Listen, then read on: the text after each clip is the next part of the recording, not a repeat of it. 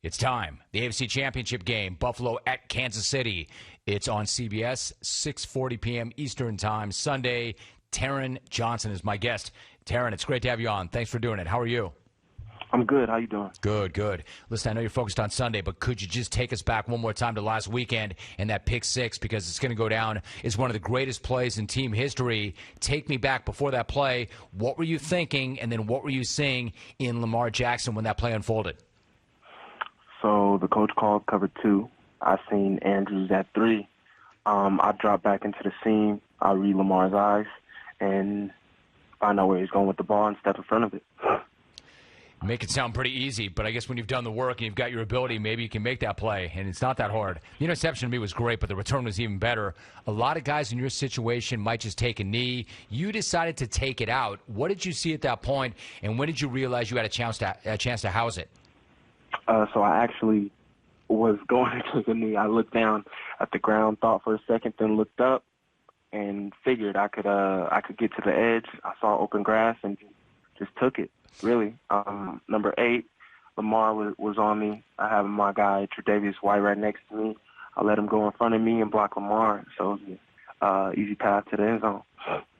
Taron Johnson's my guest. I'd love to have a conversation with you like in 10 or 15 years, because like you're in the moment, you're in the present, you're locked in, you've got work to do. But I'm talking to people who've played in Buffalo. I'm talking to fans. Like they already know that's going to go down as one of the greatest plays in the history of that franchise, no matter what happens going forward. You probably don't feel that at this moment, or maybe you do. But I bet if you and I chop it up in 10 or 15 years, it's going to feel really differently. Like, do you have any sense of how big a play that was?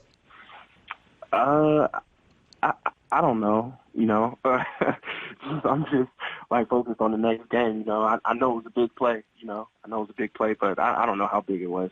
I get it. What I'm hearing is you just want to help your team win, and that helped your team win, and that's a good thing. I got you. All right, so you got Kansas City coming up. What's your sense? Are you going to assume, I know you never assume anything, but are you going to assume that Patrick Mahomes is going to play? And if so, how do you go about preparing for him?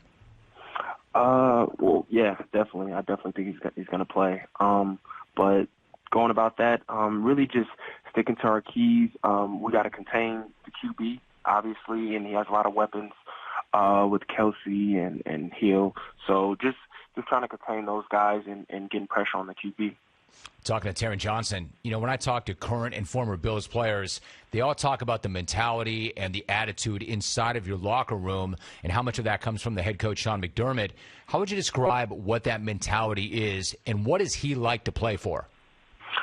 He wants dogs, and that's what he preaches. He wants you to be fearless out there, and just having a coach like that helps me, because that's how I want to play. I want to play fearless, and that's what I've been doing. And our whole team has been doing that, and hopefully we continue to do it. Yeah, I want to go back to that, about you playing fearlessly and that you've got some dog in you because you played through some serious injury.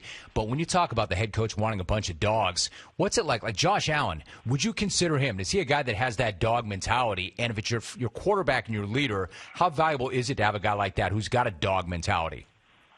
It's incredible. His competition, the way he competes out there is ridiculous. You want a guy that has a whole lot of heart and that fights tooth and nail to win that play, win that drive, and win the game. Taron Johnson is my guest. All right, so from the outside looking in, it seems like there's a serious toughness to that entire team, and a big part of that is you. For example, back in 2018, you were dealing with a shoulder injury, and it kept coming. It kept popping in and out of socket, and you kept playing right through it and all the pain. Like, why was that, and why was it so important for you to be out there? Really, one, to help my team win first and foremost, and two, I was a rookie, I wanted to really try and prove myself and just show everything that I can do, even if I was a little banged up.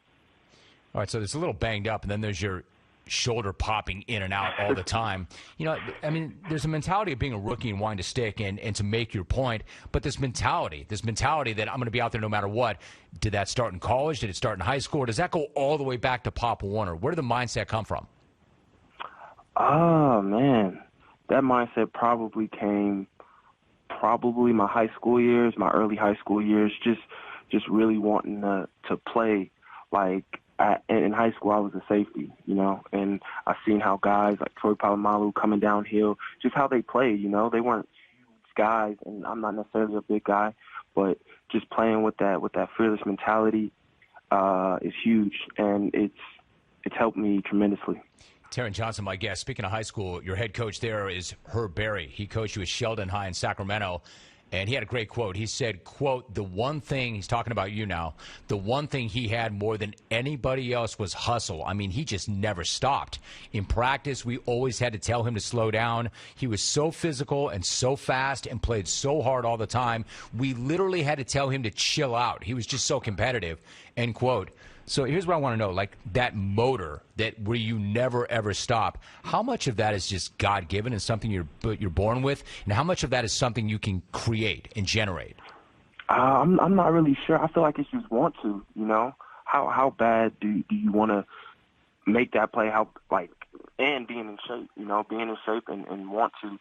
So it's really just about your heart, your will, and that's something that I feel like is one of my strengths, and I plan on doing this weekend, hopefully in the Super Bowl, and years to come, hopefully. Taron Johnson joining me for a few more moments. So you go to Weber State, and you know how it is, like you never know where you're going to find a great player. They can be at any of these Power 5 schools. They can be at a blue-chip program. But there are a lot of amazing players in smaller schools or mid-majors that you wouldn't think about.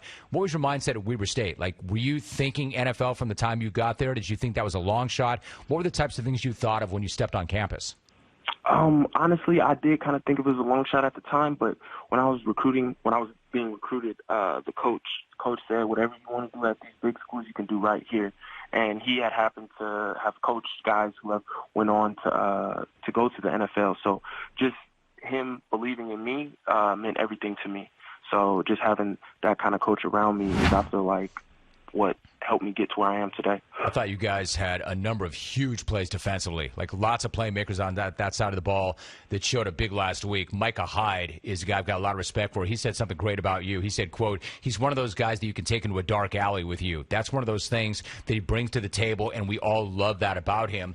I mean, he made that statement like when you were a rookie. What did it mean to you to get the respect of the vets and to create that kind of impression upon them as a rookie? Honestly, it's just, I'm just grateful that they see me that way, and I just want to continue to have them put their trust in me. All right, so it sounds to me like you've got this thing, you're taking a very business approach, and it's very matter-of-fact. You're 48 hours out from a chance to play for a chance to play in the Super Bowl. How are you approaching that? I mean, are you approaching that like that's the biggest thing ever, or are you going to convince yourself it's just another game? I'd say a little bit of both. You know, my nerves get on me a little bit. I try not to look at social media throughout the week, but I know how big the game is. But just not looking at social media, not really listening to what anybody else has to say. I look at it, I approach it the same way as I approach every game, and how I approach every game is that it's a huge game. So just keeping that same mentality, and just every game is big. And this one is the biggest because it's the next one. All right, so finally, I know Sacramento pretty well. It's a great town. I love that town. It's been great for our business. And I love Buffalo. As somebody from California, Northern California, that every player that's ever come through Buffalo, I ask this of, but man, what's the experience like? What's it like for you to live in that town, work in that town, and have the support of the Mafia? This year's different because of the pandemic and the fans aren't there, but you know what the Bills Mafia is all about. What's that experience been like for you as a Buffalo Bill? I love it. These fans have so much energy and so much pride for the Buffalo Bills, and I'm excited that we're winning and that we have a chance to get what they've been wanting for years now. Just having that backbone, that support is huge for this city. All right, so this team is somewhere where it has not been since 1993. They're a game away from playing in the Super Bowl, but they've got to handle their business first. Taron, I know it's a really, really busy week. I really appreciate you, and I appreciate you making time to come on this show so close to the game. Thank you very much for that. Thank you so much for having me. Great to have you. Taron Johnson, really good player, and he did make one of the all-time great plays last week. 101-yard pick six. Housed it. Bills Mafia, you're getting close. Remember yesterday, Lorenzo Alexander came on. I said, if you're a defense and you have to prepare for two different quarterbacks, he just laughed. He's like, oh, do they? Is that what they have to do? No official word yet, but it would seem that Patrick Mahomes is going to play in that game.